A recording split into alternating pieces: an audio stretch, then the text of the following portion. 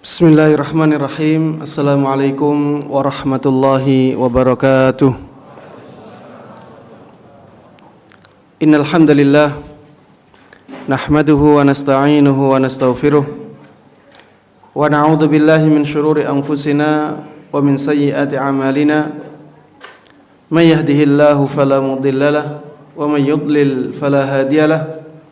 Wa asyhadu an la ilaha illallah wahdahu la syarika lahu wa asyhadu anna Muhammadan abduhu wa rasuluh. Ya ayyuhalladzina amanu ittaqullaha haqqa tuqatih wa la tamutunna illa wa antum muslimun. Amma ba'd, fa inna asdaqal hadithi kitabullah wa khairal huda huda Muhammadin sallallahu alaihi wasallam wa syarral umuri muhdatsatuha fa inna kulla muhdatsatin bid'ah wa kulla bid'atin dalalah wa kulla dalalatin finnar. Para jemaah sekalian, kaum muslimin dan kaum muslimat, ikhwati wa akhwati fillah, a'azzani Allah wa iyyakum. Semoga Allah Subhanahu wa taala memuliakan dan menguatkan kita semuanya. Alhamdulillah, pada kesempatan yang baik ini dan mulia ini kita bisa berkumpul untuk mengadakan majelis ilmiah, untuk mengadakan kajian ilmiah. Mudah-mudahan Allah Subhanahu wa taala tetap menjaga niat kita untuk ikhlas hanya untuk mengharap pahala dari Allah Subhanahu wa taala. Mudah-mudahan dari kajian ilmiah ini kita bisa mendapatkan ilmu yang bermanfaat, ilmu yang Allah berkahi, ilmu yang bisa memberikan perubahan besar dalam kehidupan kita. Salawat dan salam semoga selalu terlimpahkan kepada Nabi yang sangat kita cintai, Nabi yang kita junjung tinggi, Nabi yang selalu kita taati, kita percayai, Nabi Muhammad sallallahu alaihi wasallam. Mudah-mudahan salawat dan salam tersebut juga terlimpahkan kepada seluruh keluarga beliau, sahabat beliau, dan seluruh kaum muslimin yang mengikuti beliau dan para sahabatnya dengan baik hingga hari kiamat. Para jamaah sekalian, kaum muslimin dan kaum muslimat yang semoga dimuliakan dan dirahmati oleh Allah Subhanahu wa taala.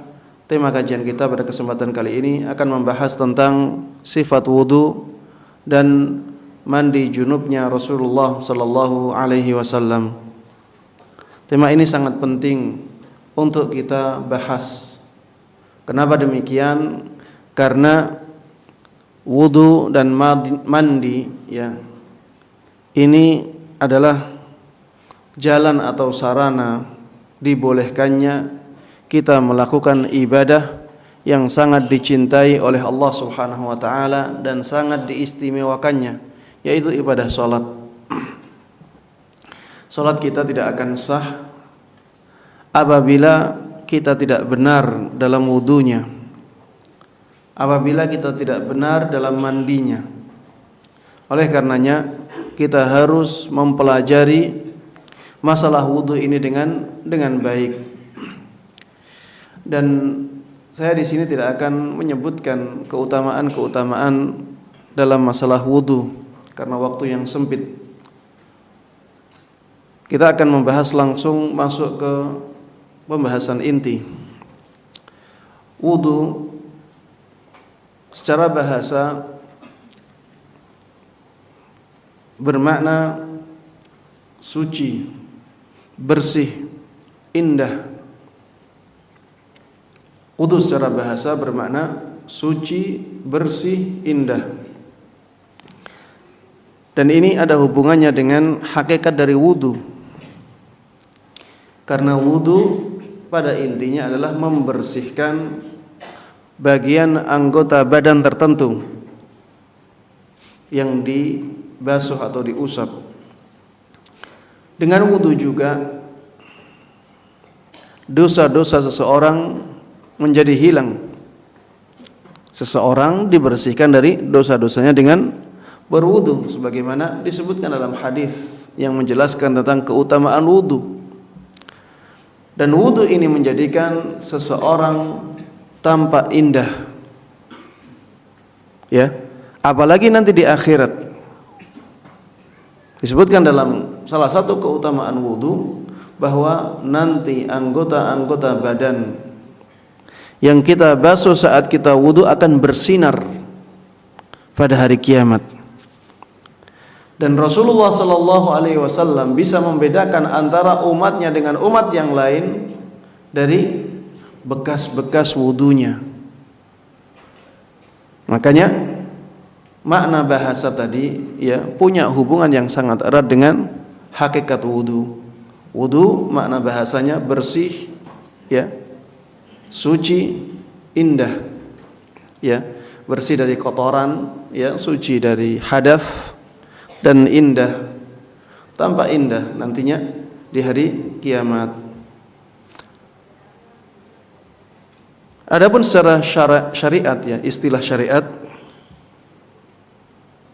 wudu adalah beribadah kepada Allah Subhanahu wa taala dengan membasuh dan mengusap beberapa anggota badan yang sudah ditentukan.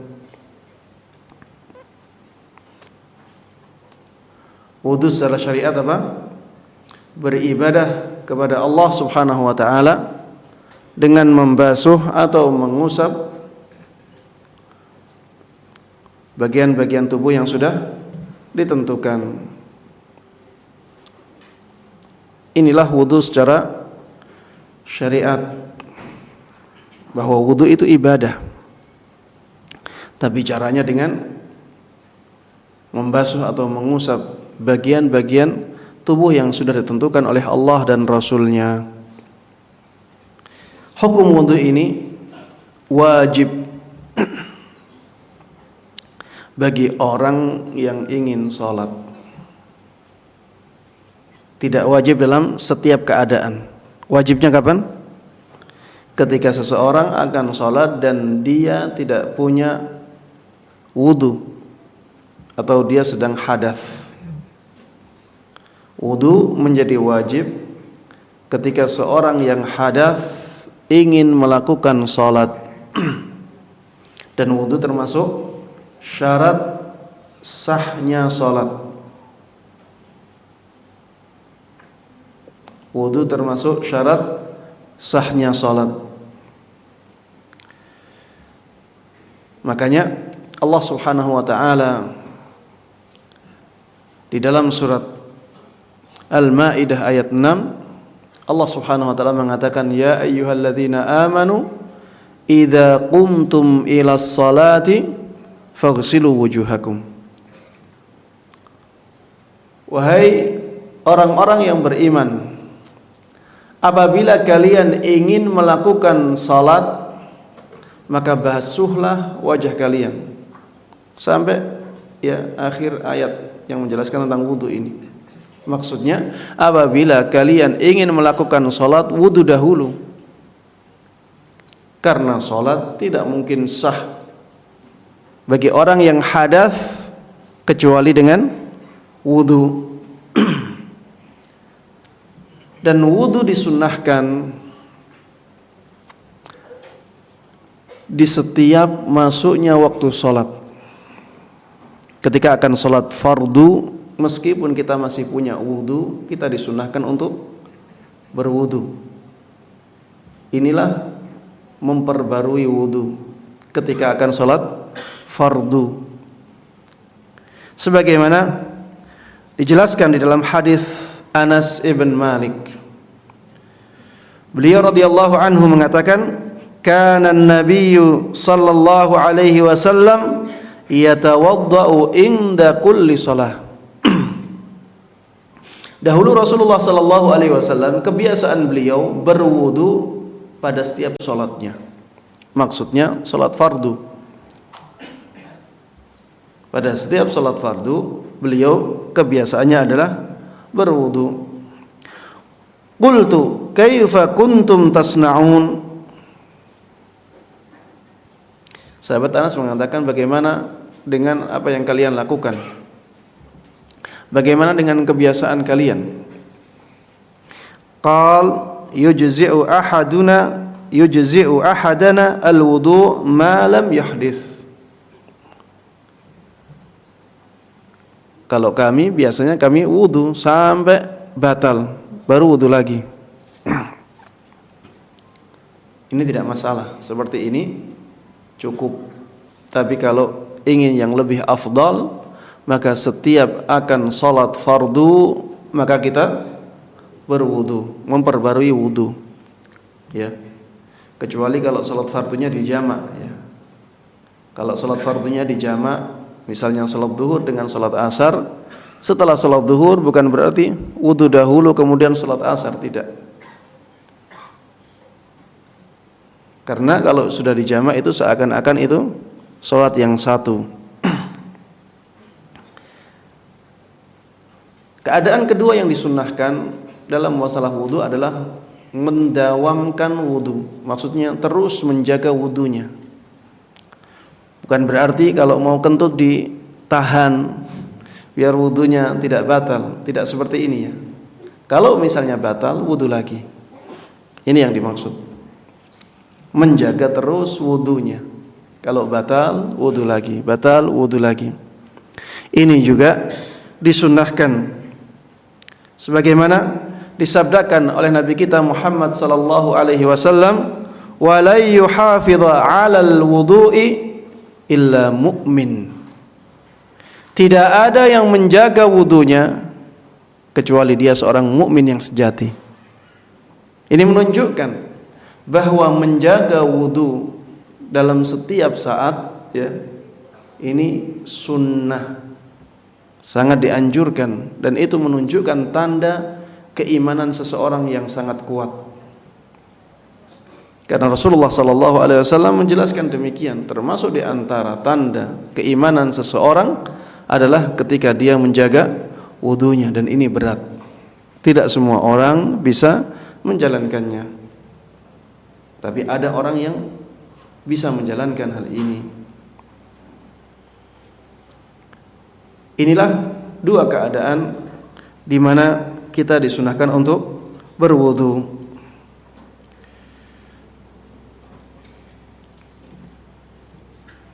Kemudian kita masuk kepada sifat wudu Nabi Muhammad sallallahu alaihi wasallam dan tata caranya.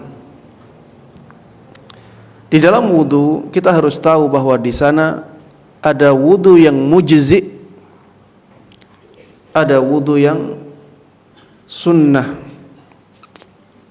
Wudu yang mujzi' adalah wudu yang cukup, wudu yang paling minimal, cukup untuk menjadikan orang bisa sholat atau boleh sholat. Inilah wudu yang mujzi', dengan sifat yang paling minimal, sifat sah yang paling rendah. Ini wudu yang mujzi'. Bagaimana wudu yang mujzi' ini? Wudu yang mujzi' ini wudu sebagaimana disebutkan di dalam surat Al-Maidah ayat 6. Surat Al-Maidah ayat 6 ini adalah ayat yang menjelaskan tentang sifat wudu yang paling dasar. Ya ayyuhalladzina amanu idza qumtum ilas shalah faghsilu wujuhakum. Wahai orang-orang yang beriman, apabila kalian akan mendirikan salat, maka basuhlah wajah kalian. Yang pertama apa? Basuhlah wajah kalian. Tapi karena setiap ibadah, semua amal wajib ada niatnya, maka tidak dijelaskan oleh Allah dalam ayat ini karena sudah sangat maklum, sudah sangat ma'ruf. Semua orang sudah tahu innamal a'malu binniyat. Yang paling pertama adalah niatnya. Yang paling pertama adalah niat, karena wudu itu ibadah dan ibadah tidak akan sah kecuali dengan adanya niat. Yang pertama, niat. Niat itu tempatnya di mana? Di hati. Kalau tempatnya di mulut bukan niat lagi namanya. Namanya talaffuz bin niyah. Melafalkan niat. Dan talaffuz bin niyah ini tidak ada tuntunannya. Tidak pernah Rasulullah sallallahu alaihi wasallam niat dengan lisannya ketika beliau wudu. Kita juga disunahkan untuk meniru beliau. Meniru dalam meninggalkan niat dengan lisan. Ini sunnah. Kalau kita niat dengan lisan, maka kita terjatuh ke dalam bid'ah. Niat itu ibadah tidak? Kalau ada ibadah tidak ada tuntunannya, itu namanya bid'ah. Wa kullu muhdatsatin bid'ah. Semua yang diada-adakan dalam agama namanya bid'ah. Dan melafalkan niat ketika wudu ini merupakan sesuatu yang diada-adakan dalam agama. Maka kita disyariatkan untuk meninggalkannya. Kita meninggalkannya karena mengikuti perintah Nabi kita Muhammad sallallahu alaihi wasallam, wa iyyakum wa muhdatsatil umur. Kalian harus menjauhi perkara-perkara yang baru dalam agama. Ini perintah Nabi kita Muhammad sallallahu alaihi wasallam. Makanya kita harus meninggalkan melafalkan niat. Niatnya cukup di hati. Bagaimana niatnya wudu ya Ustaz?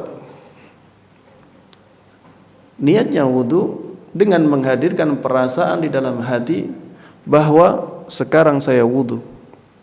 Sekarang saya akan wudu. Menghadirkan perasaan di hati. Ini sudah cukup. Ya. Dan itu sangat mudah. Inilah Islam. Sesuai dengan fitrah manusia. Memudahkan. Tidak mempersulit.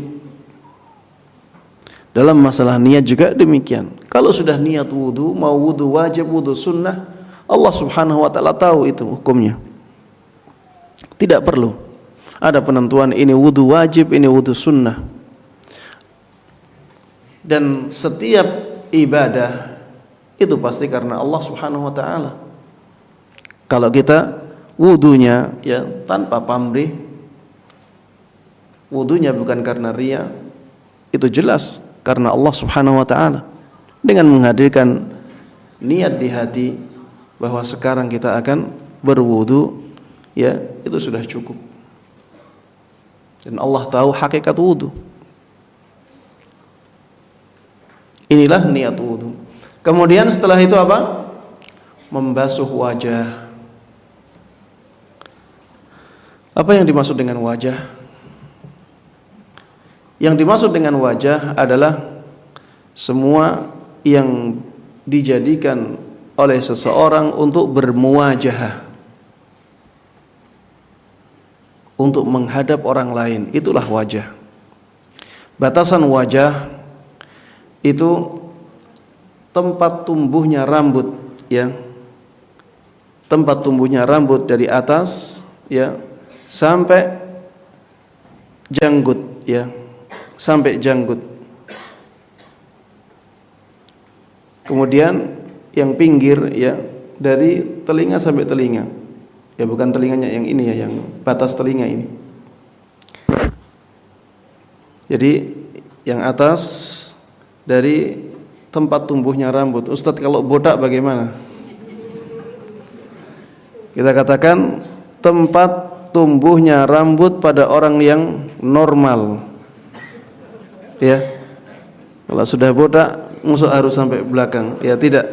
Tapi ya tempat wajarnya orang tumbuh rambut.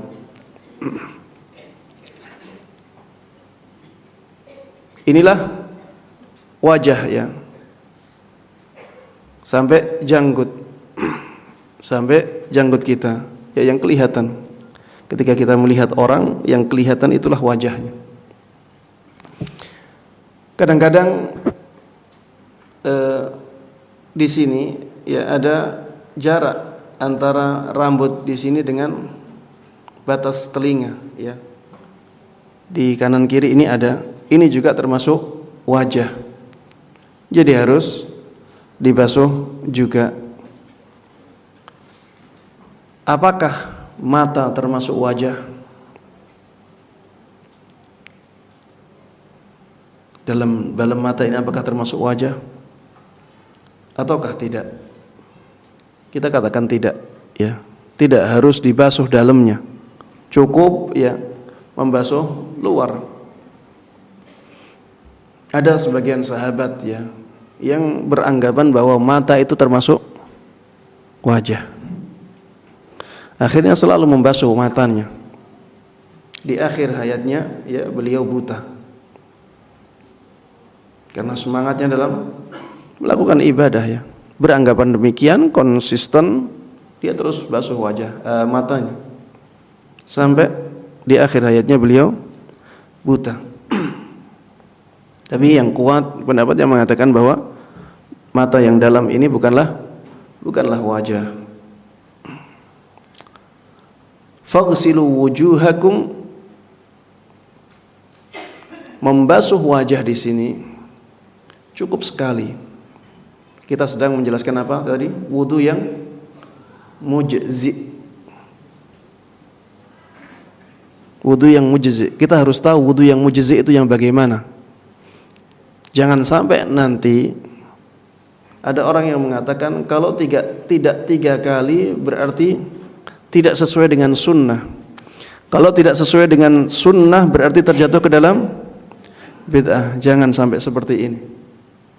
Kita harus tahu mana yang mujzi, mana yang sunnah. Yang sunnah maksudnya yang lebih afdal dari itu, yang paling sempurna. Agar kita tahu batasan-batasannya. Membasuh wajah ini cukup sekali. Karena Allah Subhanahu wa taala tidak membatasi apakah sekali ataukah 2 kali ataukah 3 kali, dan yang paling minim adalah sekali. Faghsilu wujuhakum, dengan membasuh sekali sudah dikatakan sebagai membasuh. Faghsilu wujuhakum wa aydiyakum ilal marafiq. Setelah wajah maka yang dibasuh apa? Tangan sampai siku. Yang dibasuh tangan sampai siku. Sikunya masuk tidak? Sebenarnya tidak masuk.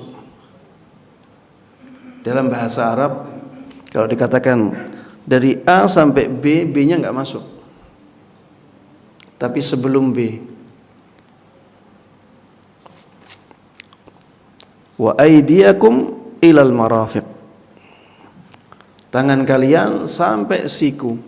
Siku ini sebenarnya tidak masuk. Tapi karena membasuh tangan ini tanpa membasuh siku tidak sempurna, maka harus dimasukkan sebagian dari siku. Sebagian dari siku harus dimasukkan. Ma la yatimmul wajibu illa bihi fahuwa wajib. Apabila ada sesuatu yang ketika sesuatu tersebut tidak dilakukan, kewajiban tidak bisa sempurna, maka sesuatu tersebut menjadi wajib. Siku juga demikian. Apabila siku kita ini, sebagian dari siku kita tidak kita basuh, maka kita tidak bisa menyempurnakan membasuh tangan. Makanya sebagian dari siku wajib dibasuh, sehingga kita benar-benar bisa mengamalkan ayat ini dengan sempurna. Wa aydiyakum ilal marafiq. Di sini juga sama, tidak ada pembatasan membasuhnya harus sekali, 2 kali, 3 kali. Tidak ada pembatasan. sehingga sekalipun cukup. Membasuh sekali apabila sudah sempurna maka itu sudah cukup. Tangan kanan dulu apa kiri dulu? Kanan dulu itu yang sempurna. Kalau kiri dulu boleh tidak? Boleh. Karena ayatnya tidak membatasi. Kita sedang membahas apa tadi? Wudu yang mujzi. Kalau ada orang wudu pakai tangan kiri dulu, maka wudunya tetap sah selama yang dibasuh sempurna. Ayatnya hanya membatasi basuhlah tangan sampai siku. Tidak ada batasan tangan kanan dulu sebelum tangan kiri, atau kiri dulu sebelum tangan kanan. Sehingga ini mutlak ya. Seperti ini akhirnya ya bagaimanapun kita membasuh tangan tersebut maka sah, cukup. Kalau kita bisa bareng tangan kanan kiri maka sah juga. Contohnya bagaimana Ustaz? Contohnya berwudu dengan bak. Berwudu dengan bak mandi. Kita masukkan tangan sampai siku kita, sudah cukup. Makanya tidak ada pembatasan. Ini yang mujzi seperti ini. Yang mujzi, yang cukup, yang paling minimal ya, maka dibolehkan seperti ini. Karena tidak ada pembatasan dalam ayatnya. Adapun nanti yang sesuai dengan sunnah yang afdal, maka akan kita bahas pembahasan selanjutnya.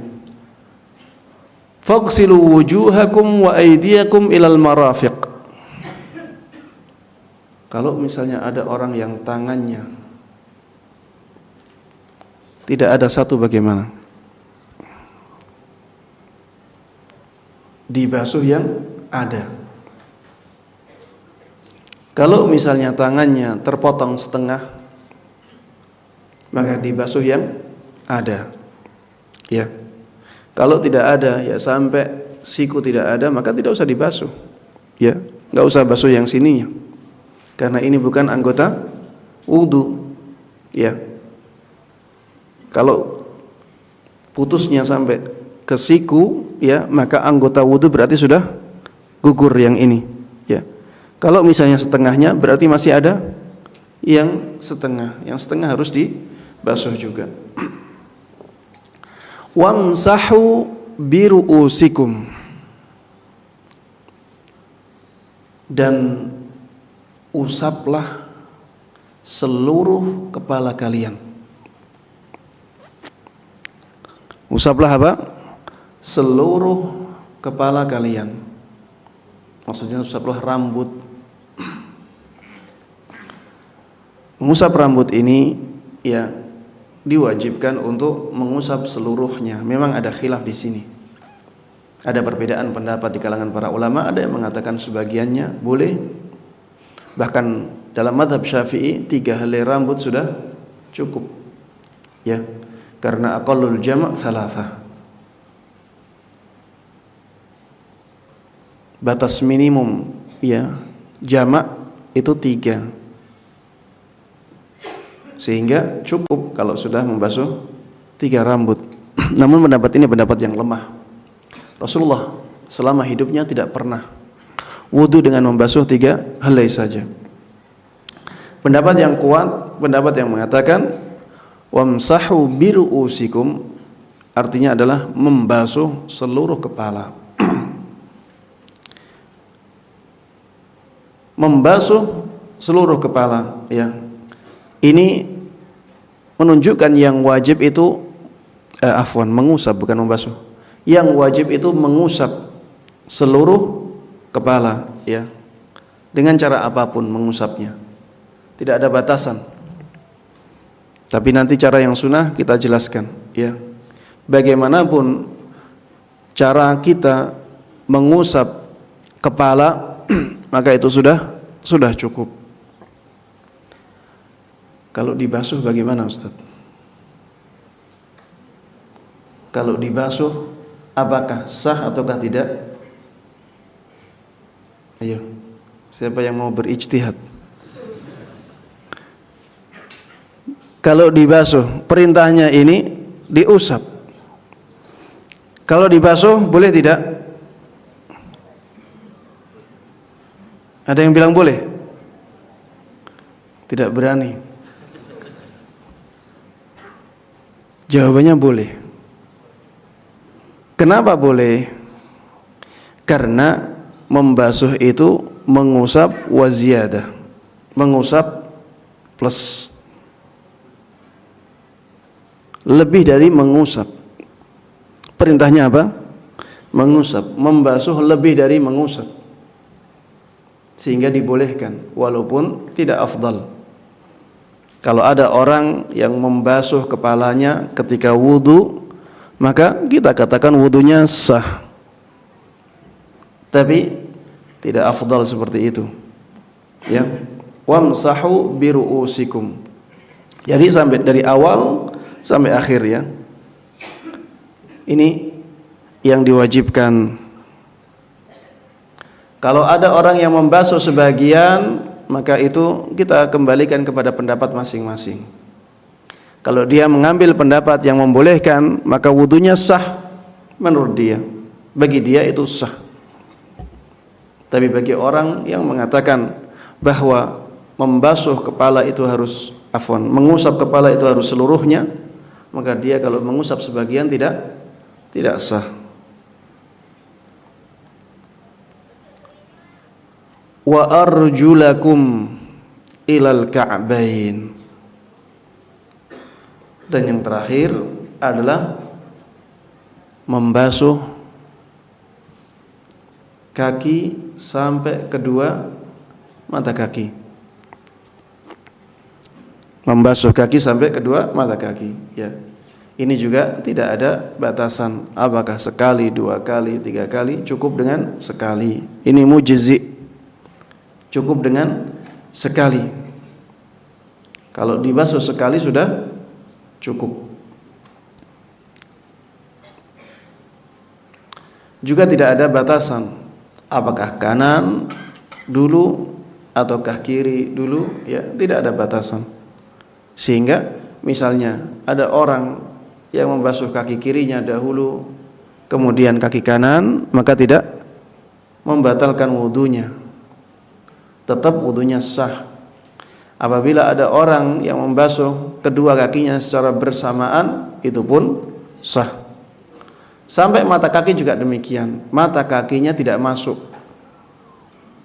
Mata kakinya tidak masuk, tapi harus membasuh sebagian dari mata kaki agar kakinya bisa benar-benar sempurna terbasuh semuanya. Sama dengan ketika pembahasan masalah tangan, ya. Ini dengan demikian tadi yang telinga belum masuk di sini. Ketika pembahasan masalah kepala, membasuh kepala, maka masuk dalam bahasan kepala apa? Telinga. Perintahnya di dalam ayat apa? Wamsahu biru'usikum. Usaplah kepala-kepala kalian. Tidak disebutkan telinga, karena telinga ini masuk dalam batasan kepala. Yang ini wajah, yang ini kepala, ya. Sehingga ketika ada perintah untuk membasuh kepala, mengusap kepala, maka itu juga perintah untuk mengusap telinga. Dan Rasulullah sallallahu alaihi wasallam dalam hadisnya mengatakan al-udhunani minar ra's. 2 telinga itu termasuk bagian dari kepala. 2 telinga itu termasuk bagian dari kepala. Sehingga ketika ada perintah untuk mengusap kepala, maka itu juga perintah untuk mengusap telinga, ya. Jadi kepala dulu diusap semuanya, kemudian langsung telinga, ya. Kemudian setelah itu membasuh kedua kaki. Dengan demikian selesai tata cara wudu yang mujzi, tata cara wudu yang mujzi, yang sudah membolehkan seseorang untuk sholat. Wudu yang cukup untuk mengangkat hadas seseorang. Ya. Taib. Setelah itu kita masuk dalam pembahasan wudu yang disunnahkan. Sifat wudu yang sempurna. Yang pertama, ya, kita mulai lagi dari niat, ya. Di sini kita tidak akan membedakan mana yang wajib dan mana yang sunnah. Kita masukkan semuanya ke dalam tuntunan Nabi Muhammad sallallahu alaihi wasallam. Yang pertama niat. Dan niat dengan hati. Cukup dengan menghadirkan perasaan dalam hati bahwa kita akan wudu. Kemudian setelah itu disunnahkan untuk bersiwak dahulu. Disunnahkan untuk bersiwak dahulu. Sebagaimana disebutkan dalam hadis Abu Hurairah radhiyallahu anhu, laula an asyqa ala ummati la amartuhum bis-siwaki ma'al wudu. Seandainya aku tidak memberatkan umatku, maka aku akan perintahkan mereka untuk bersiwak bersama wudunya. Dalam riwayat lain, inda kulli wudu, bersiwak setiap wudunya. Ini menunjukkan bahwa bersiwak itu disunnahkan ketika kita berwudu. Hal ini juga ditunjukkan oleh hadis Aisyah radhiyallahu anha. Kunna nu'iddu lahu siwakahu wa tahurah. Fayab'athuhu Allahu ma syaa an yab'athahu minal laili fayatasawwaq wa yatawadda. Dahulu kami biasa menyiapkan siwaknya Rasulullah sallallahu alaihi wasallam dan air wudunya, air untuk bersucinya. Maka ketika malam berlalu, ya, bagian malam berlalu, Rasulullah sallallahu alaihi wasallam ketika ingin berwudu, beliau bersiwak dahulu. Kemudian setelah itu berwudu. Ya. Jadi ini praktek Nabi Muhammad sallallahu alaihi wasallam. Ketika akan berwudu beliau bersiwak. Kemudian setelah itu baru berwudu. Bagaimana kalau tidak punya siwak? Tahu siwak ya? Yang pakai kayu, namanya kayu arak. Kayunya itu namanya apa?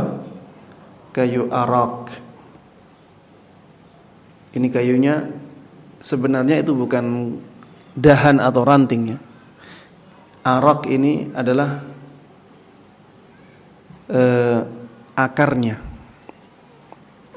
Yang biasa kita pakai untuk siwak itu sebenarnya akar dari pohon arak yang biasanya hidup di tengah padang pasir. Dia lembut dan bisa menghilangkan bau mulut. Bisa juga digunakan untuk membersihkan sela-sela gigi. Afu, sudah dimaafkan. Tapi tetap saja ada pengaruhnya. Tetap saja ada pengaruhnya. Makanya Rasulullah sallallahu alaihi wasallam memerintahkan kepada orang yang bangun dari tidur malamnya untuk membasuh tangannya dahulu. Karena dia tidak tahu tangannya sampai kemana tadi malam. Ya, mungkin di zaman ini yang bersucinya pakai air, ya. Hadis ini tidak terlalu sesuai dengan keadaan. Tapi bisa saja hal itu terjadi. Ya.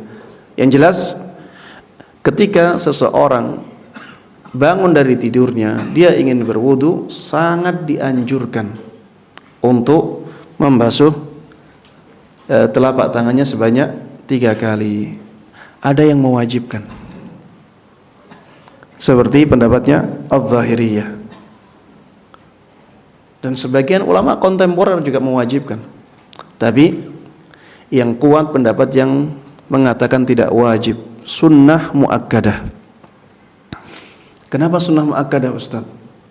Bagaimana menjawab hadis ini? Kita menjawab hadis ini dengan mengatakan Rasulullah sallallahu alaihi wasallam tidak memastikan. Rasulullah sallallahu alaihi wasallam tidak memastikan apakah tangannya benar-benar terkena najis ataukah tidak. Rasulullah hanya mengatakan karena dia tidak tahu kemana saja tangannya tadi malam. Dan ini tidak pasti terjatuh ke dalam sesuatu yang kotor. Ya. Sehingga ini menunjukkan bahwa perintah di sini bukan perintah yang mewajibkan. Ini pendapatnya jumhurul ulama. Mayoritas ulama berpendapat demikian, dan inilah yang lebih kuat. Kalau ingin ngambil yang paling afdal, maka basuh telapak tangannya hingga 3 kali. Taib. Yang berikutnya adalah berkumur dan beristinsyak.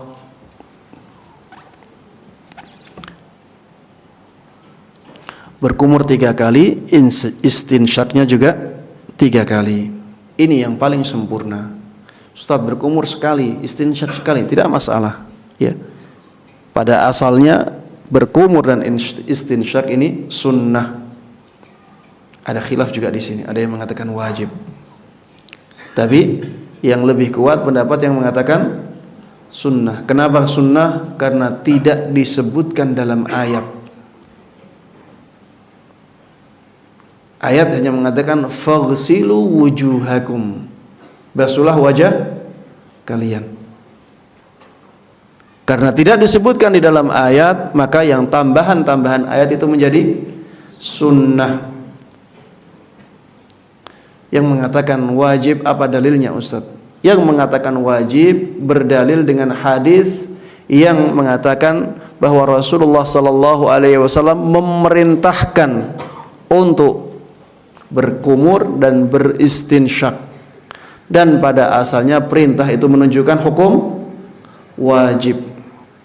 Jumhur ulama mengatakan iya, pada asalnya perintah menunjukkan hukum wajib, tapi di sini ada dalil yang menunjukkan bahwa perintah tersebut tidak menunjukkan hukum wajib. Dalilnya apa? Tidak disebutnya istinsyak dan berkumur di dalam ayat tentang wudu. Bisa difahami ya? Inilah perbedaan para ulama ya. Kita mengambil yang lebih kuat tanpa mencela pendapat yang lain ya. Kita tetap menghormati adanya perbedaan-perbedaan pendapat seperti ini. Ini yang berbeda bukan kita, para imam, mereka yang sangat berilmu. Sehingga kita harus menghormati perbedaan pendapat yang seperti ini. Tapi kita memilih mana pendapat yang lebih kuat ya secara dalilnya, dengan tetap menghormati pendapat yang lain. Taib. Berkumur ini disunnahkan untuk kita dalam berkumur ya, jangan setengah-setengah. Memang kita niat untuk membersihkan mulut kita, benar-benar niat untuk membersihkan mulut, sehingga bersungguh-sungguhlah dalam berkumur. Begitu pula beristinsyak. Beristinsyak ini seperti berkumur tapi di hidung ya, hanya nyedot kemudian mengeluarkan. Jangan disedot terus ya, nanti masuk ke dalam. Ya, nyedot air dengan hidung kita kemudian dikeluarkan. Kalau berkumur itu fungsinya membersihkan mulut, kalau istinsyak ini fungsinya untuk membersihkan hidung. Inilah mulianya Islam. Islam itu bersih. Mulut kita dibersihkan, hidung kita dibersihkan, ya. Dan ini bisa digunakan untuk terapi memancungkan hidung kita. Bagaimana afdalnya berkumur dan beristinsyak ini? Afdalnya adalah dengan satu kali mengambil air untuk dua hal. Jadi kita mengambil air untuk berkumur sebagiannya dan sebagiannya untuk istinsyak. Ini yang disunnahkan. Tidak kumur dahulu kemudian istinsyak dipisah, tidak. Kenapa kita katakan ini yang paling afdal? Karena seperti itulah contoh Nabi kita Muhammad sallallahu alaihi wasallam. Inilah pentingnya ittiba'. Tidak pakai logika. Logikanya lebih sempurna kita pisah-pisah. Lebih sempurna kita berkumur dahulu sampai selesai 3 kali, kemudian setelah itu istinsyak 3 kali. Ini secara logika lebih sempurna. Tapi Rasulullah sallallahu alaihi wasallam dahulu mencontohkannya tidak demikian. Sehingga yang lebih baik untuk kita lakukan adalah apa yang sesuai dengan tuntunan Nabi kita Muhammad sallallahu alaihi wasallam. Ustaz, kalau dipisah gimana Ustaz? Sah tidak? Kita katakan sah. Makanya kita katakan afdalnya digabungkan. Jadi satu kali ambil air untuk berkumur dan sedot, ya, beristinsyak, ya. Kita menyedot air dengan hidung kita kemudian mengeluarkannya, ya. Biasanya, ya, kita memulai dengan berkumur. Kemudian kita ambil air dengan hidung, kemudian yang keluar airnya dahulu hidungnya. Kemudian baru mulutnya, ya, berkumurnya. Biasanya seperti itu karena sulit untuk berkumur dahulu kemudian istinsyak, yang dikeluarkan air di mulut dulu kemudian setelah itu air di hidung. Tidak bisa seperti ini. Makanya biasanya ngambil air kemudian berkumur, ngambil untuk berkumurnya, kemudian untuk beristinsyaknya, kemudian langsung dikeluarkan, baru kemudian wudunya. Dan afdalnya ketika mengambil air itu dengan tangan kanan, ketika mengeluarkan dengan tangan kiri. Afdalnya demikian. Tapi kalau misalnya itu susah, ya, maka tidak mengapa, ya, dengan kedua tangan langsung. Ya, lebih afdalnya itu satu tangan, ya. Tapi satu tangan kalau misalnya dirasa kurang, ya, maka pakai 2 tangan biasanya. Tapi Rasulullah sallallahu alaihi wasallam dahulu pakai 1 tangan. Pakai tangan kanan untuk ngambilnya, kemudian untuk mengeluarkan air dari hidungnya pakai tangan kiri. Ini yang paling afdal. Dan kita berusaha untuk melakukan yang paling afdal. Kemudian kita harus tahu, ya, bahwa pada keadaan biasa berkumur dan istinsyak itu sunnahnya dikuatkan. Ketika beristinsyak misalnya, ya, sedalam mungkin tapi jangan terlalu dalam, ya. Kemudian dikeluarkan. Kecuali ketika puasa. Karena ada hadis Nabi Muhammad sallallahu alaihi wasallam yang mengatakan wabaligh fil istinsyak illa an takuna shaima. Sempurnakanlah istinsyakmu, beri tekanan pada istinsyakmu, kecuali ketika engkau sedang berpuasa. Kalau berpuasa sedikit saja, masukkan sedikit kemudian langsung keluarkan. Karena Air yang masuk lewat hidung membatalkan puasa tidak? Membatalkan puasa. Makanya agar tidak terjatuh ke dalam sesuatu yang bisa membatalkan puasa atau dikhawatirkan membatalkan puasa, maka kita harus menjauhinya.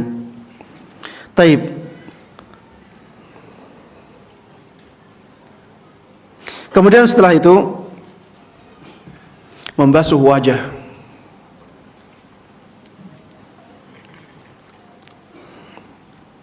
Membasuh wajah ini ya sebagaimana saya sebutkan tadi, batasan wajah itu mulai tempat tumbuhnya rambut dari atasnya sampai janggut ini. Sampai janggut ini. Kemudian dari pinggirnya ya, dari permulaan telinga ini sampai permulaan telinga yang lain. Dan ini harus diperhatikan orang-orang yang punya jenggot. Ya. Orang-orang yang punya jenggot, maka sebagian jenggotnya masuk wajah. Sebagian jenggotnya masuk wajah karena dijanggut dia. Makanya disunnahkan bagi orang-orang yang punya jenggot ya, apalagi yang jenggotnya lebat ya, untuk menyela-nyelai jenggotnya dari belakang, agar ya sebagian besar rambut jenggotnya terkena air juga. Ini disunnahkan ya sebagaimana dilakukan oleh Rasulullah sallallahu alaihi wasallam ya, bahwa Nabi Muhammad sallallahu alaihi wasallam dahulu menyela-nyela jenggotnya. Jenggotnya Rasulullah sallallahu alaihi wasallam dulu itu lebat. Lebat dan dari samping pun kelihatan. Makanya para sahabat Nabi Muhammad sallallahu alaihi wasallam ketika salat melihat gerakan jenggotnya Rasulullah sallallahu alaihi wasallam ketika membaca bacaan. Makanya mereka mengatakan, kami dahulu mengetahui bacaan Rasulullah sallallahu alaihi wasallam di dalam salatnya itu dengan pergerakan jenggotnya. Makanya ketika wudu beliau menyela-nyela jenggotnya. Taib. Kemudian setelah itu ya, setelah membasuh wajah, maka kita membasuh dua tangan sampai ke dua siku, sebagaimana diperintahkan oleh Allah Subhanahu wa taala dalam surat Al-Maidah. Faghsilu wujuhakum wa aydiyakum ilal marafiq. Basuhlah wajah kalian dan tangan kalian sampai sikunya. Membasuh tangan ini karena anggotanya dua, maka lebih afdalnya membasuh tangan kanan dahulu. Ya, membasuh tangan kanan dahulu, kemudian baru membasuh tangan kiri. Karena itulah kebiasaannya Nabi kita Muhammad sallallahu alaihi wasallam. Dalam hadis yang diriwayatkan oleh Aisyah radhiyallahu anha, kana an-nabiy sallallahu alaihi wasallam yuhibbut tayammuna fi tuhurihi wa tarajjulihi wa tana'ulihi. Dahulu Rasulullah sallallahu alaihi wasallam senang mendahulukan yang kanan ketika beliau bersuci. Ketika wudu, beliau dahulukan bagian-bagian yang kanan ya.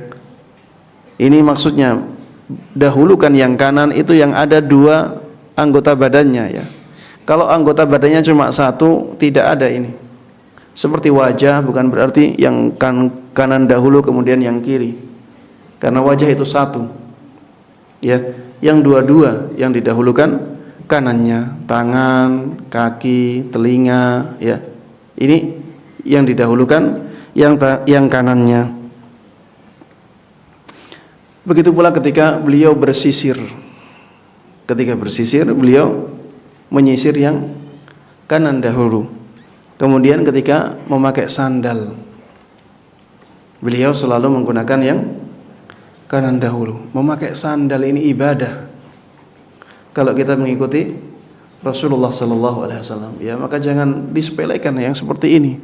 Amalan-amalan yang kecil seperti ini kita perhatikan. Kita mendapatkan pahala. Kalau lupa Ustaz gimana? Sudah masuk kiri, dilepas lagi. Lepaskan lagi, kemudian masukkan yang kanan. Lama kelamaan akan terbiasa. Ya, saya dulu juga awal-awal sering lupa ya. Ketika memakai sandal sering lupa kaki kiri dulu. Kalau lupa seperti itu ya kita ulangi. Kita copot lagi, kemudian memakai dengan yang kanan. Kelihatannya sepele ya, tapi ini berpahala. Antum memakai sandal setiap hari berapa kali? Kalau antum tayammun terus ya, mendahulukan yang kanan karena ingin mengikuti Rasulullah sallallahu alaihi wasallam, maka antum mendapatkan pahala. Ketika bersisir juga demikian. Sisir yang kanan dahulu. Ya. Kemudian setelah itu yang bagian kiri. Kemudian setelah itu yang disunahkan juga adalah menyela-nyela jari-jari tangan. Ya, jari-jari tangannya disela-selai, ya. Agar benar-benar air itu sampai ke sela-sela jari kita. Kalau tidak bagaimana Ustaz? Tidak masalah, yang penting airnya sampai. Tapi yang disunahkan adalah menyela-nyela jari kita. Dan perlu diperhatikan orang-orang yang memakai ya perhiasan, ya aksesoris, misalnya jam, ya. Kalau misalnya jamnya tidak digerakkan, air tidak bisa ke bawah jamnya, maka harus digerakkan.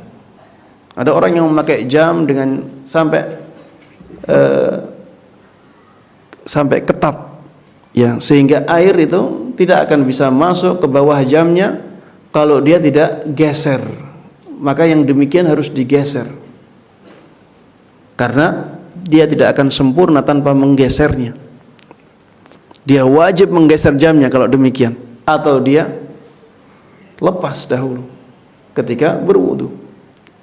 Begitu pula orang yang memakai aksesoris cincin. Cincin ini ya rata-rata cincin itu ya ketat, ya. Kalau cincin ketat seperti ini harus digeser, ya, karena itu akan menghalangi sampainya air ke kulit yang di bawah cincin. Kemudian setelah itu mengusap kepala.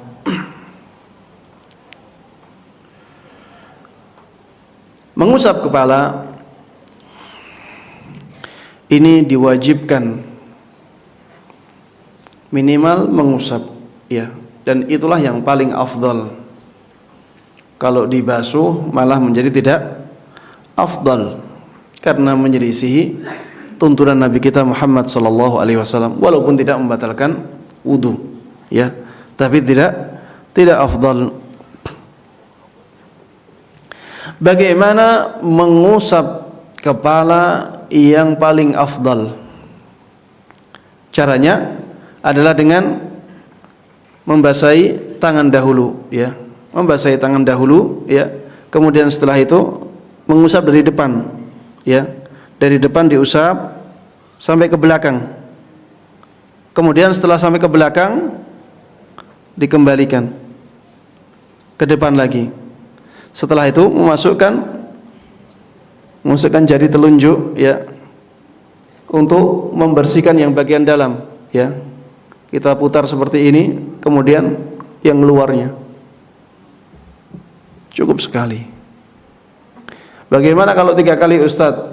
Boleh, tapi itu tidak sesuai dengan tuntunan.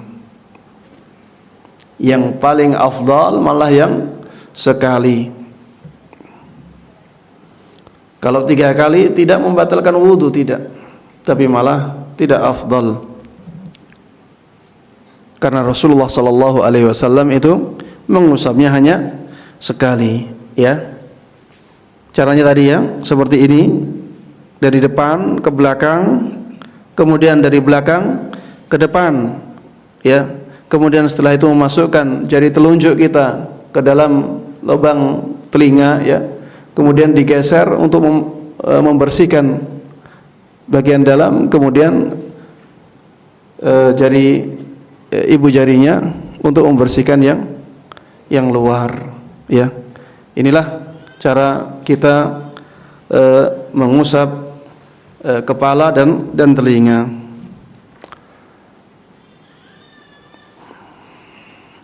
Bagaimana dengan orang yang rambutnya panjang, yaitu para ummahat dan sebagian laki-laki yang memanjangkan rambutnya? Ya, Rasulullah SAW dulu juga demikian, rambutnya panjang, ya. Karena di masyarakat beliau rambut panjang tidak dianggap sebagai sesuatu yang buruk. Beliau rambutnya panjang, kadang sampai telinga, ya, kadang sampai pundak. Kadang panjangnya sampai telinga, kadang sampai pundaknya, tidak lebih dari itu. Kalau orang yang rambutnya panjang sama, ya, dari depan ke belakang, kemudian dari belakang ke depan sebisanya, ya. Kemudian setelah itu memasukkan jari telunjuk ke lubang telinga, kemudian geser dari telunjuknya, kemudian setelah itu mengusap yang bagian luar.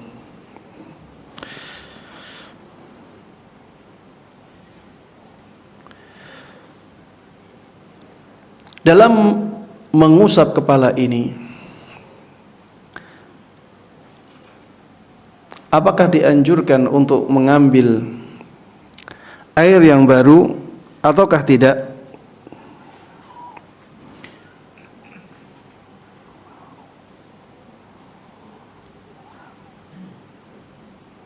Maka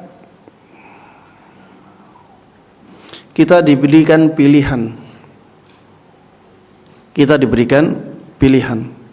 Bisa dengan sisa air untuk membasuh tangan, bisa dengan mengambil air baru lagi. Kalau kita membasuh tangan, ya, tangan kita sudah bersih. Ada sisa air tidak? Ada. Bisa dengan air tersebut kita gunakan untuk mengusap kepala. Bisa kita mengambil air lagi, kita basuh tangan lagi, kemudian kita usap kepala kita. Diriwayatkan dalam hadis yang disahihkan oleh Imam Muslim, ya, dalam kitab sahihnya, dari Abdullah ibn Zaid, seorang sahabat yang mulia radhiyallahu anhu, annahu ra'a Rasulullah sallallahu alaihi wasallam masaha bi ra'sihi bima'in ghairi fadli yadihi.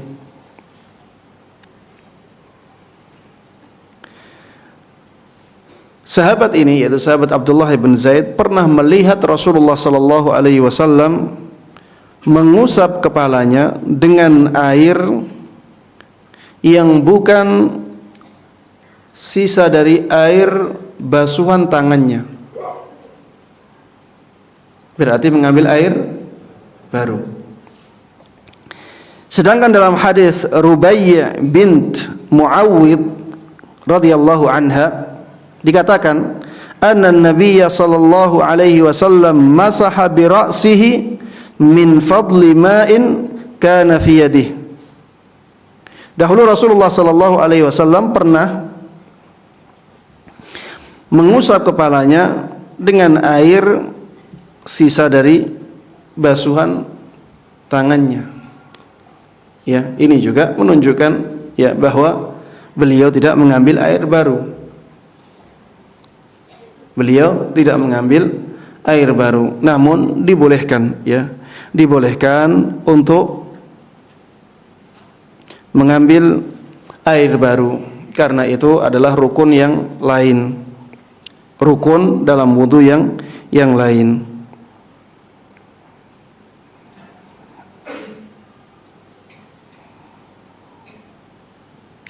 Setelah itu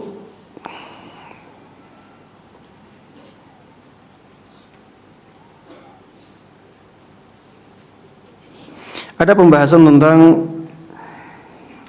apabila seseorang memakai surban atau imamah, ya. Imamah itu seperti kain yang dililitkan di kepala. bolehkah seseorang berwudu tanpa membuka imamahnya?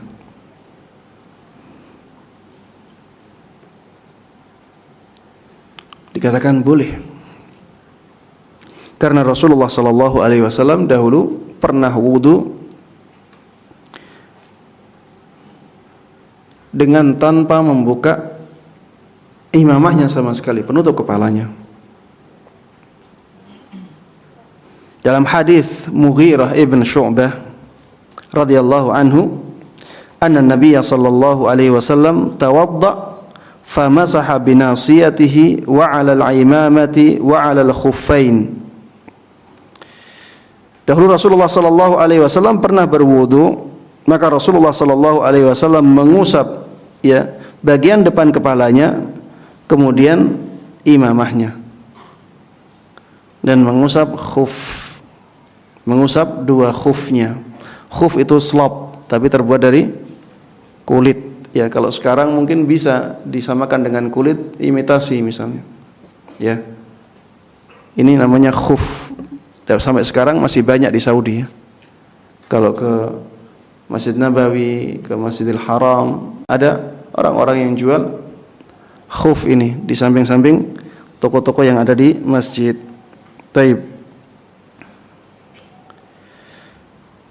Bahkan ya kita boleh mengusap imamah saja tanpa mengusap bagian depan kepala. Ya. Kalau yang tadi, hadis yang tadi itu imamahnya dibuka sedikit, bagian depan kepalanya terlihat.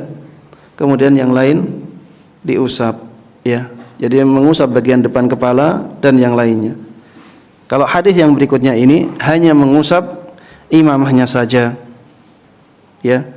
Dari sahabat Amr ibn Umayyah radhiyallahu anhu, ra'aitun nabiyya sallallahu alaihi wasallam yamsahu ala imamatihi wa khuffaihi. Aku pernah melihat Nabi Muhammad sallallahu alaihi wasallam mengusap imamahnya saja dan dua khufnya. Hadis diriwayatkan oleh Imam Bukhari. Kemudian setelah itu membasuh dua kaki sampai ke kedua mata kaki.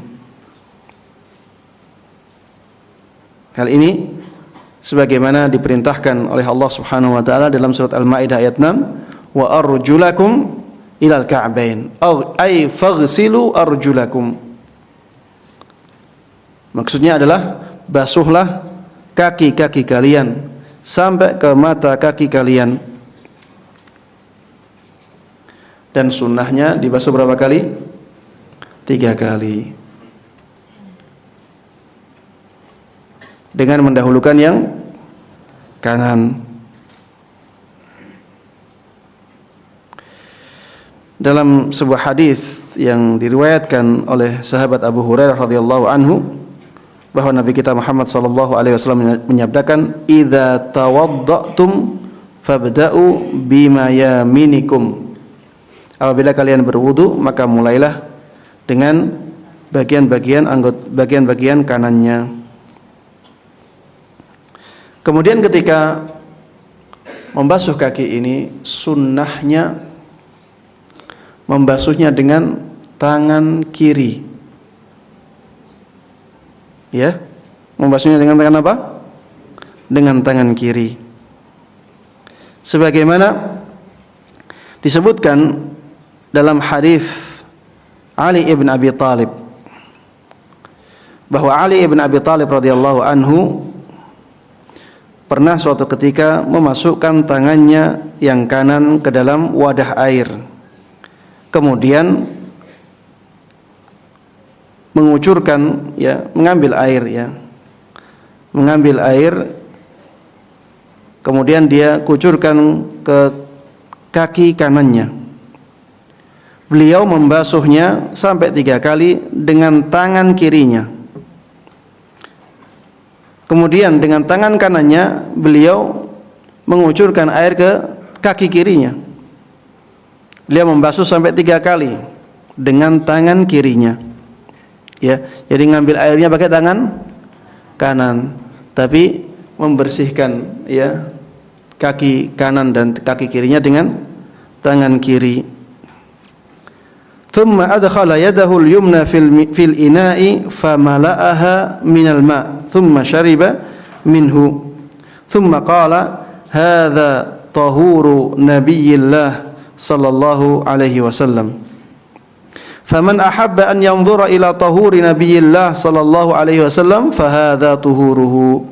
Ya, kata sahabat Ali bin Abi Thalib, inilah cara berwudunya atau bersucinya Rasulullah sallallahu alaihi wasallam. Barang siapa yang ingin melihat bagaimana cara bersucinya nabinya Allah Subhanahu wa taala, maka inilah cara berwudunya.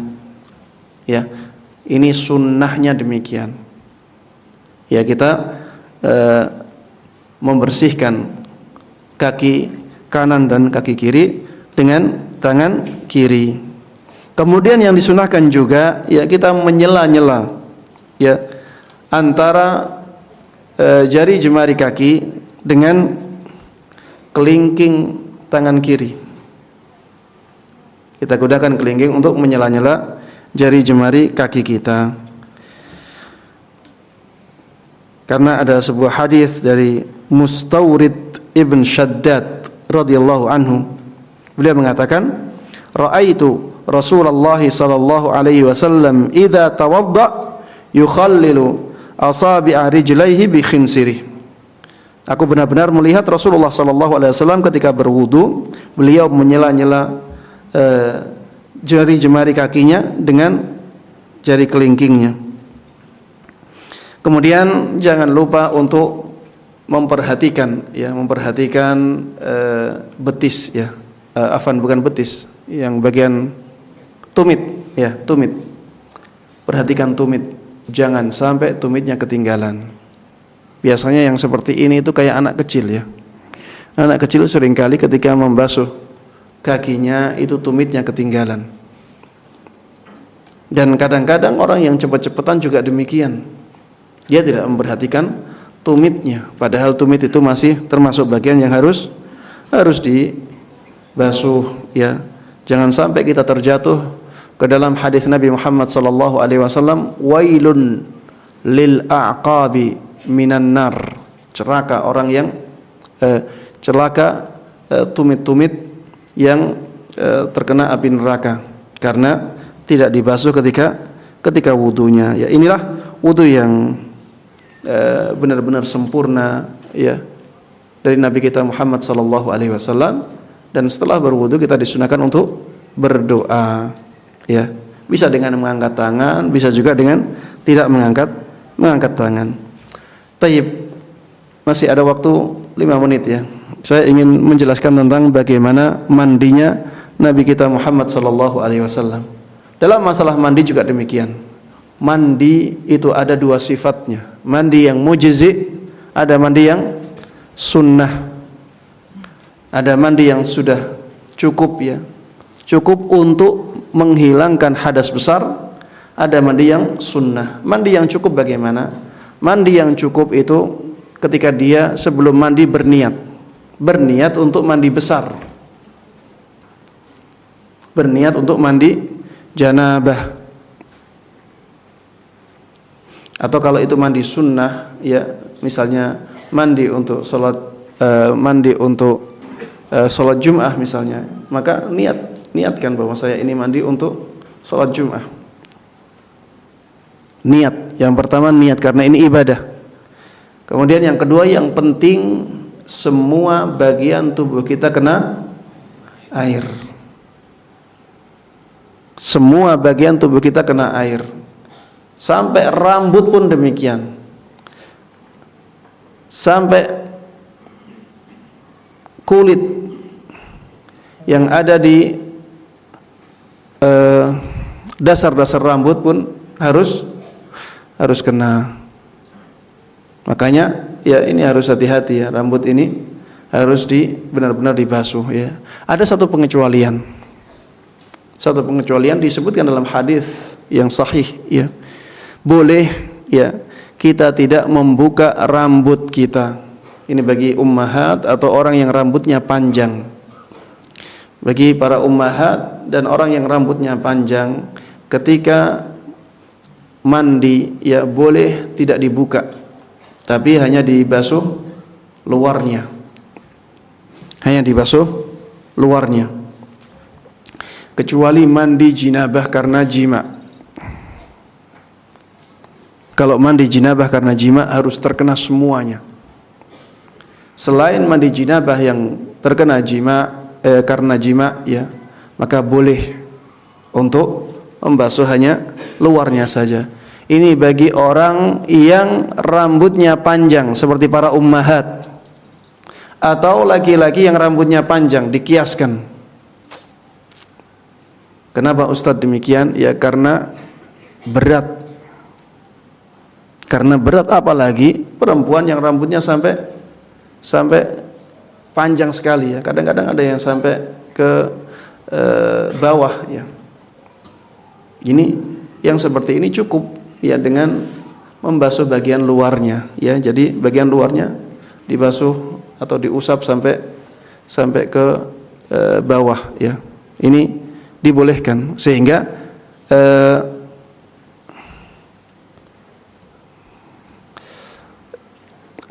kulit yang di bawah rambut tersebut tidak terkena air, tidak masalah.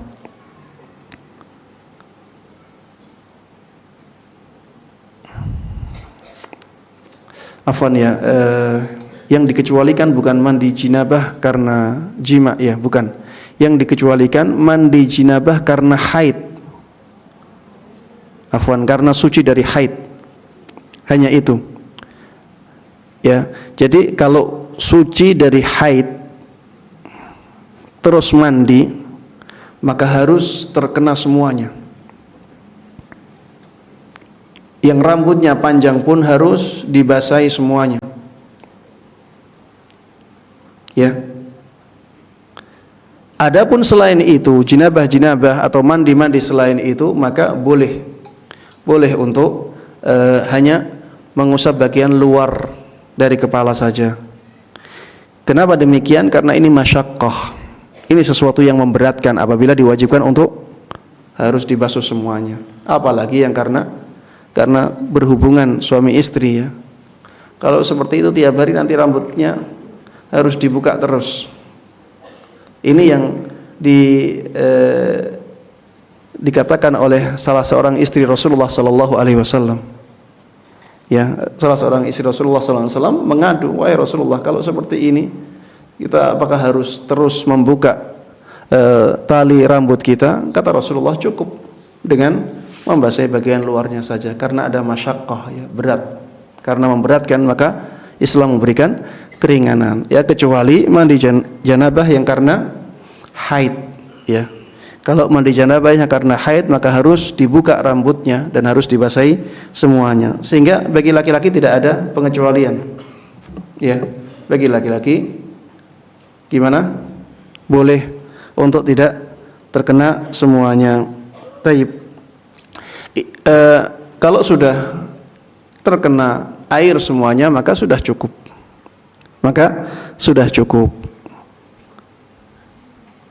Apakah diwajibkan berkumur dan beristinsyak? Ini khilaf di antara para ulama, ya. Saya menguatkan pendapat yang tidak harus. Ada yang pendapat yang mewajibkan, ada yang tidak mewajibkan. Tapi bagaimana mandi yang sempurna sesuai dengan sunnah Nabi Muhammad SAW? Taib. Yang pertama adalah niat. Ya, kita di sini sudah meninggalkan yang tadi, ya, yang mujzi, ya. Sekarang kita masuk ke yang sempurna. Yang pertama niat, ya. Karena semua amalan itu tergantung niatnya. Kemudian yang kedua, membasuh kedua telapak tangan dahulu. Sebagaimana disebutkan dalam hadis Aisyah radhiyallahu anha, kana Rasulullah sallallahu alaihi wasallam idza ightasala minal janabah yabda'u fayaghsilu yadayhi.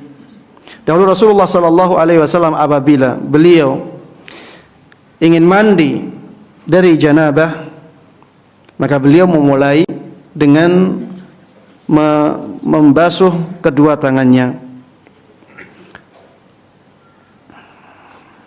Kemudian setelah itu membersihkan farjinya.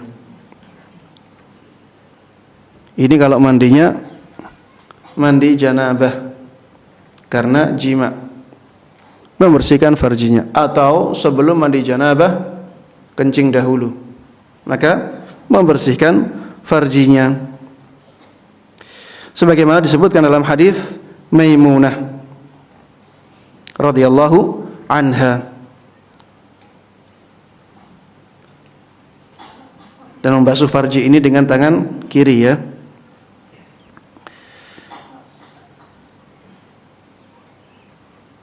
Kemudian setelah itu membasuh bagian-bagian tubuh yang mungkin terkena mani, atau terkena madhi, atau mungkin terkena kencingnya, ya, dibersihkan dahulu. Kemudian setelah itu wudu. Jadi sebelum mandi apa? Wudu dahulu. Wudunya seperti cara wudu yang tadi. Ada yang mujzi, ada yang kamil, sunnah, ada yang sempurna. Setelah wudu, kemudian membasuh kepala sebanyak 3 kali dengan menyela-nyela rambut kepala, ya. Kemudian setelah itu baru membasuh semua anggota badannya dan memijat-mijatnya. Maksudnya untuk meyakinkan ya bahwa air sampai pada semua bagian tubuh.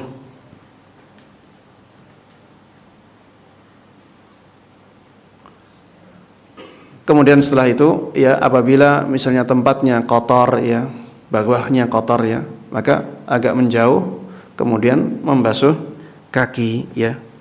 Seperti itulah cara mandi yang sempurna yang dituntunkan oleh Rasulullah sallallahu alaihi wasallam dalam beberapa hadis yang menjelaskan hal itu ya. Demikian yang bisa saya sampaikan dalam kesempatan kali ini ya. Mudah-mudahan bermanfaat bagi kita semuanya. Mudah-mudahan Allah berkahi ilmu kita dan mudah-mudahan Allah memberikan taufiknya kepada kita untuk bisa menerapkan ya ilmu-ilmu yang sudah sampai kepada kita. Amin amin ya rabbal alamin. Wassallallahu wasallam wa baraka ala nabiyyina Muhammadin wa ala alihi wa sahbihi wa man tabi'ahum bi ihsanin ila yaumiddin. Walhamdulillahi rabbil alamin.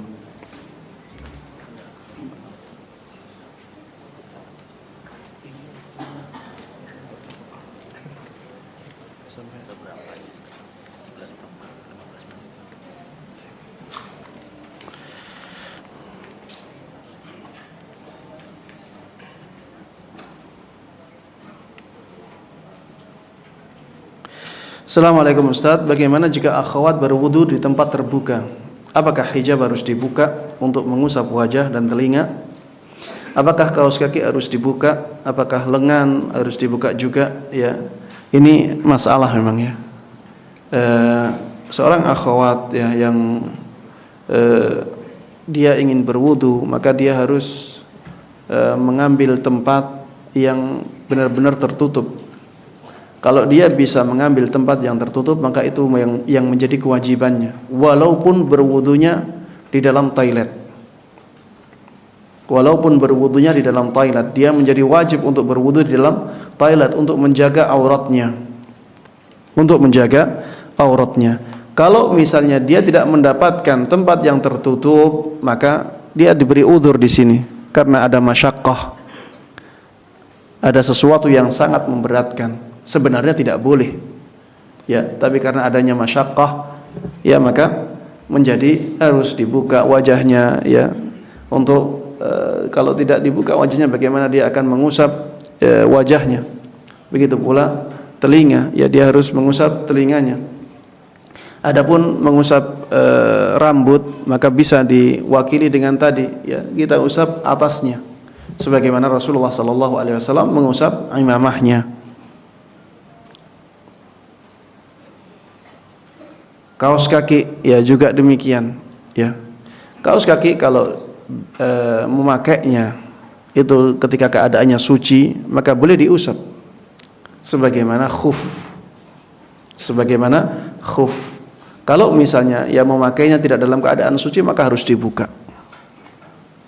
Ustaz, di luar ini terbuka, tidak ada solusi lain, karena saya sudah mengatakan tadi, kalau tidak ada tempat tertutup maka yang dilakukan seperti ini. Apakah lengan harus dibuka juga? Iya. Bagaimana orang bisa membasuh lengannya tanpa harus membukanya? Ya.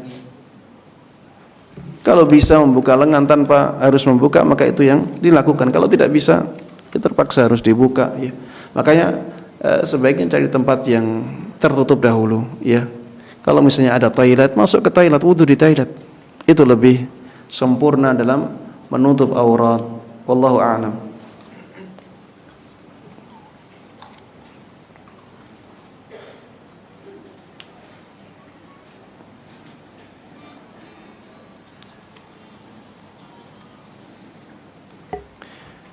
Begini Ustaz, kalau selama ini kita melakukan wudu ternyata masih salah, bagaimana dengan sholat kita selama ini? Berarti tidak sah ya Ustaz?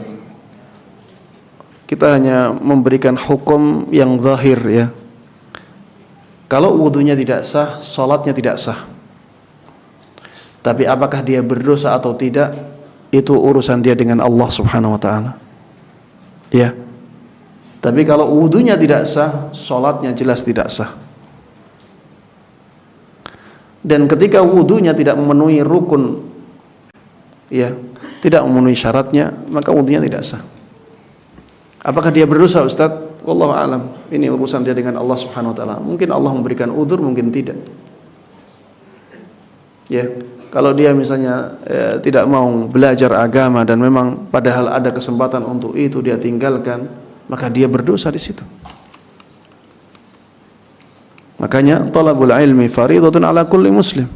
Menuntut ilmu itu diwajibkan kepada setiap muslim. Ilmu yang diwajibkan itu yang bagaimana? Ilmu yang dibutuhkan dalam kewajiban-kewajiban dia. Kita wajib berwudu tidak? Tidak wajib. Maka kita wajib menuntut ilmu tentang wudu. Kita wajib untuk mandi tidak? Iya, wajib.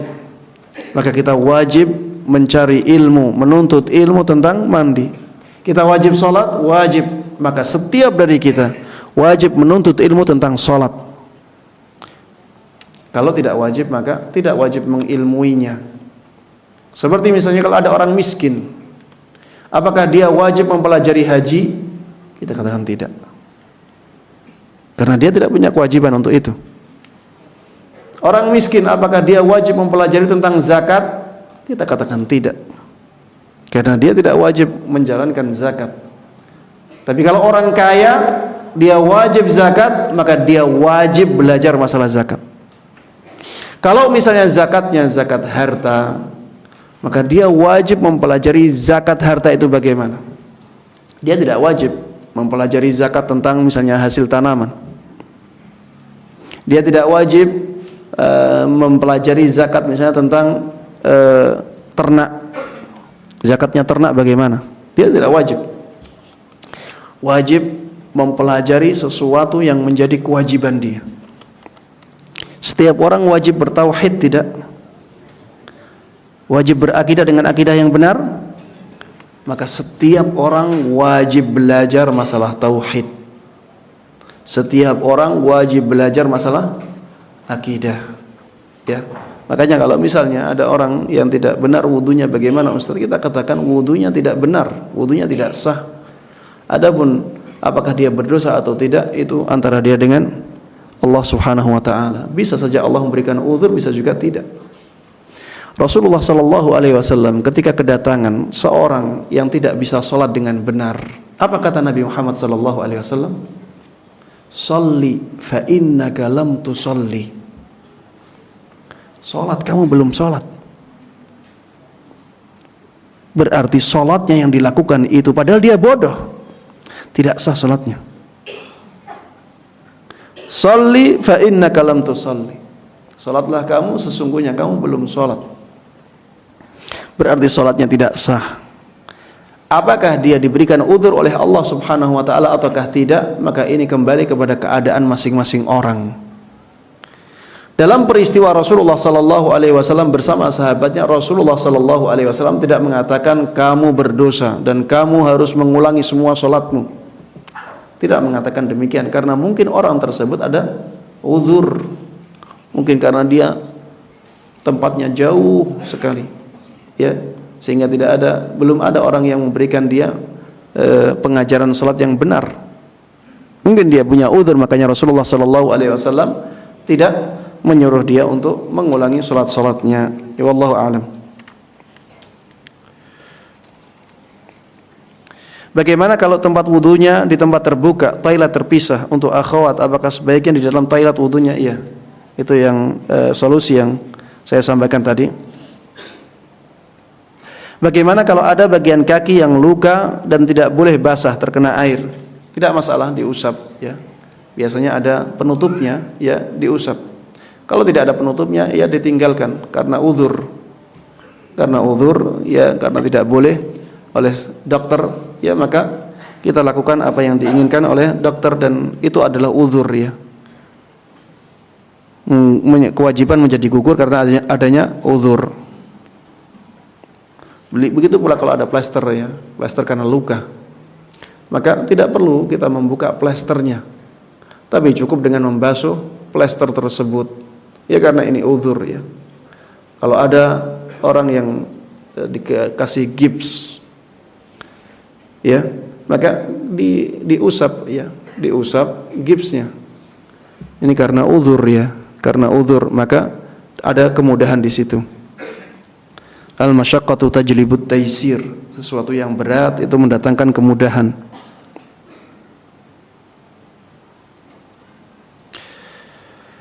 Afwan Ustaz, apabila tangan terkena tinta pulpen atau tip X lalu berwudu tapi tidak terhapus tinta tersebut, sahkah wudunya? Kalau tinta sah, kalau tip X tidak sah, ya, kecuali kalau sedikit sekali. Kalau sedikit ma'fu, ya, tapi kalau banyak, kalau tips X tidak bisa, ya, karena tips X itu ada jirimnya dalam bahasa fikih, ada jirimnya, ada apa ya? Ada, iya, dia berlapis, dia ada bendanya, ada bendanya. Sedangkan seperti pulpen ini tidak ada bendanya. Pulpen tidak ada bendanya. Pacar yang dari Saudi biasanya pakai tumbuh-tumbuhan itu, atau di kita juga ada, ya, sehingga menjadi merah, ya, maka ini tidak ada bendanya. Kalau kita kerok, ya, ada sebenarnya, cuma sangat tipis sekali sehingga dianggap tidak ada. Seperti henna yang dipakai di rambut itu juga demikian, ya, tidak masalah. Yang tidak ada zatnya yang bisa dilihat, bisa dipisahkan, maka itu tidak membatalkan wudu, dianggap tidak menghalangi air. Tapi kalau ada zatnya yang bisa dipisahkan, maka itu dianggap menghalangi air, seperti tips X atau seperti cat, ya, atau seperti pacar yang pakai lapisan, blue tack, ya, kutek. Nah, itu tidak bisa dipakai untuk berwudu, harus dihilangkan.